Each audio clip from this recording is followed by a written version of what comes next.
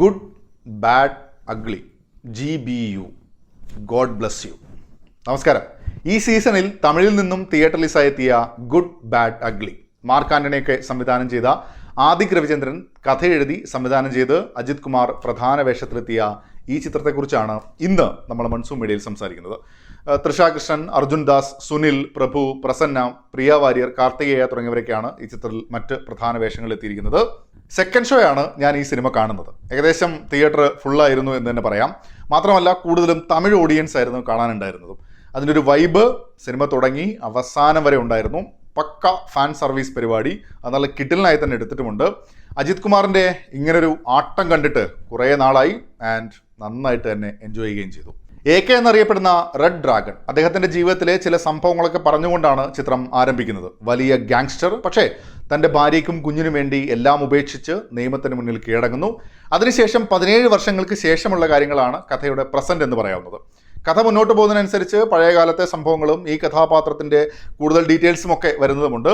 Cinema തുടങ്ങി കുറച്ച് കഴിയുമ്പോൾ തന്നെ നമുക്ക് അജിത് റെഫറൻസുകളുടെ ഒരു ട്രാക്ക് കൂടെ കാണാൻ പറ്റും. ആ സിനിമകളൊക്കെ കാണുകയും അതൊക്കെ മനസ്സിലുണ്ട് എങ്കിൽ മാത്രമേ എൻജോയ് ചെയ്യാൻ പറ്റൂ എന്ന് പറയുന്നില്ല. പക്ഷെ അതൊക്കെ മനസ്സിലുണ്ടെങ്കിൽ കാണുന്നവരും ആ ഒരു മൂഡിൽ നന്നായി തന്നെ എൻജോയ് ചെയ്യാമെന്ന് മാത്രം. ആ രീതിയിലാണ് സിനിമയുടെ ഒരു ട്രീറ്റ്മെൻറ്റ് എന്നതും. അല്ലെങ്കിൽ ഇതെന്തോന്നടേ എന്നുകൂടെ തോന്നിപ്പോയേക്കാം. ഇടയ്ക്ക് പക്ക സ്പൂഫ് പരിപാടികൾ കൂടെയാണ്. ഡയലോഗ്സ്, സോങ്സ്, ക്യാരക്ടർ ആർക്കൊക്കെ ഈ രീതിയിൽ കൂടെ സെറ്റ് ചെയ്തിട്ടുണ്ടെന്നിടത്ത് പ്രേക്ഷകർക്ക് കൂടെ ആ മൂഡിലേക്ക് എത്താൻ സാധിച്ചില്ലെങ്കിൽ എന്താവും അവസ്ഥ എന്ന് ഞാൻ പ്രത്യേകിച്ച് പറയേണ്ടതില്ലല്ലോ. എന്നെ സംബന്ധിച്ച് മൊത്തം പരിപാടികളൊക്കെ കൊള്ളാം. സിനിമയിലെ എല്ലാ റെഫറൻസുകളും അതേപോലെ എൻജോയ് ചെയ്യാൻ പറ്റി എന്ന് പറയുന്നില്ല. അപ്പോഴും ഗുഡ് ബാഡ് അഗ്ലി നല്ലൊരു റൈഡ് തന്നെയായിരുന്നു. അജിത് കുമാർ തന്നെയാണ് ഈ സിനിമയുടെ നട്ടൽ എന്ന് പറയുന്നത്. നല്ല എനർജറ്റിക്കായി ആ റോള് ഉടനീളം കൊണ്ടുപോയിട്ടുണ്ട്. ഇമോഷണലി പ്രേക്ഷകരുമായി കണക്ട് ചെയ്യാൻ പലയിടത്തും തിരക്കഥ സ്ട്രഗിൾ ചെയ്യുന്ന സമയത്തും അജിത് കുമാർ പ്രകടനം കൊണ്ട് കുറേയൊക്കെ മാനേജ് ചെയ്യുന്നുണ്ട് എന്ന് തന്നെ പറയാം.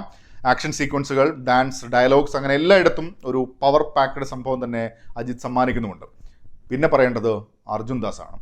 വില്ലൻ കൂടെ നായകന്റെ ലെവലിലോ അല്ലെങ്കിൽ അതിനു മുകളിലോ പോകുമ്പോഴാണല്ലോ പരിപാടി ഒന്ന് ടൈറ്റ് ആവുന്നത്. അർജുൻ ദാസ് ഗംഭീരമായി ചെയ്തിട്ടുണ്ട്. അതിൻ്റെ ഇടയിൽ വരുന്ന കോമഡി ആണെങ്കിലും ഏച്ച് കെട്ടിയതെന്ന ഫീൽ ഒന്നുമില്ലാതെ തന്നെ ചേർത്ത് വെച്ചിട്ടുണ്ട്. കിടിലൻ പ്രകടനം. തൃഷയാണ് AKയുടെ ഭാര്യ കഥാപാത്രമായിട്ട് എത്തുന്നത്. പ്രാധാന്യമുള്ള വേഷം തന്നെയാണ്. അങ്ങനെ കാര്യമായി പെർഫോം ചെയ്യാനുണ്ട് എന്ന് തോന്നിയില്ല. പഴയ റെഫറൻസ് പരിപാടികളൊക്കെ വരുമ്പോൾ അതിൻ്റെ ഒരു ഒഴുക്കിൽ രസമായി തന്നെ പോകുന്നുണ്ടെന്ന് മാത്രം.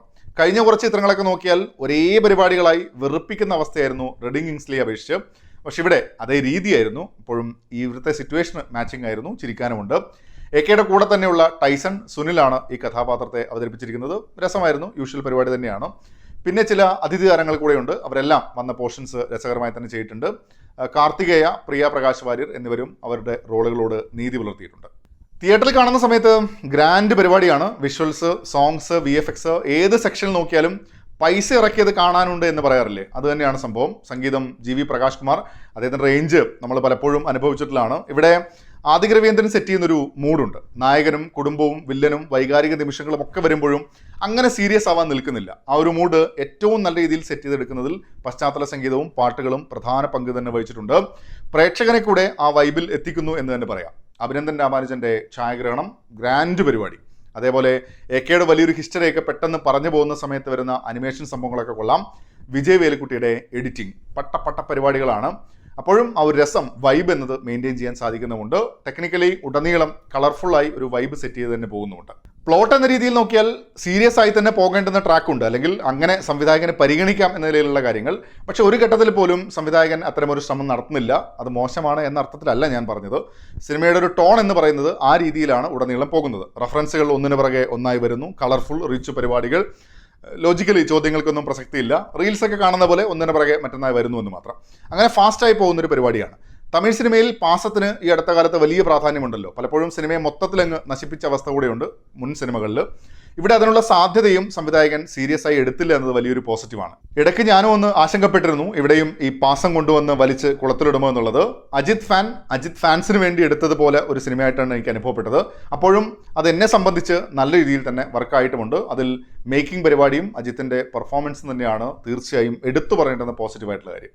ഓവറോൾ എല്ലാവർക്കും നല്ല രീതിയിൽ വർക്കാവുമെന്ന് എനിക്ക് ഉറപ്പ് പറയാൻ പറ്റാത്ത സിനിമയാണ്. കഥ, അതിലെ സംഭവങ്ങൾ എന്നതിനേക്കാൾ ഒരു സ്റ്റൈൽ പരിപാടിയാണ് സിനിമ. ചിലപ്പോൾ ഒരു ഘട്ടം കഴിയുമ്പോൾ ഇത് മടുക്കുന്നവരും ഉണ്ടാകാം. എന്നെ സംബന്ധിച്ച് ആദ്യം മുതൽ അവസാനം വരെ വൈബിലിരുന്ന് ഇടയ്ക്ക് കൈയടിച്ച് ആസ്വദിച്ച് കണ്ട സിനിമയാണ്. അജിത് ഫാൻ ആണെങ്കിൽ നന്നായി വർക്കായേക്കാം. അല്ലെങ്കിലും വർക്ക് ആയേക്കാം, പക്ഷേ രണ്ടാമത്തെ ആയേക്കാം എന്നതിൽ വലിയ ഉറപ്പ് പറയാൻ ഞാൻ ആളല്ല. അതാണ് ഗുഡ് ബാഡ് അഗ്ലി എന്ന ചിത്രത്തെക്കുറിച്ച് എനിക്ക് പറയാനുള്ളത്. നിങ്ങളും സിനിമ കണ്ടിട്ടുണ്ടെങ്കിൽ അഭിപ്രായങ്ങൾ കമൻറ്റ് ബോക്സിൽ പങ്കുവെക്കുന്നു വരുന്നു. അപ്പോൾ മറ്റൊരു വീഡിയോ ആയിട്ട് നമുക്ക് വീണ്ടും കാണാം. അതുവരേക്കും ടേക്ക് കെയർ, ബൈ ബൈ.